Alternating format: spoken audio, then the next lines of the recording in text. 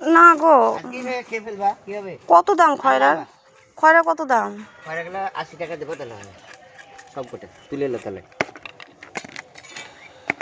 মেটে কাটছি তুই একটা জায়গায় রেখে তুলতে লাগবে পিসগুলো ভালো করে করো। হ্যাঁ কিরকম পিস করবো লম্বা হ্যাঁ রিং পিস করতে হতে লাইলন টিক্কা আর নাই আর আজকাল দুদিন মাছ খাবো না, মাছ শেষ আমরা সোমবার মঙ্গলবার নিরামিষ খাই দুদিন।